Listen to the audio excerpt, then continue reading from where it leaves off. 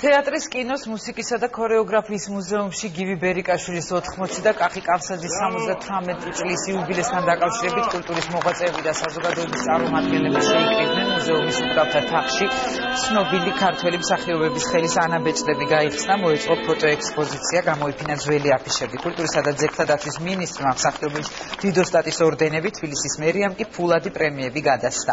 ანაბეჭდების გახსნის ცერემონიალს საქართველოს პრემიერ-მინისტრი ბიზინა ივანიშვილი ჩემი საქმე, ჩემი მოღვაწეობა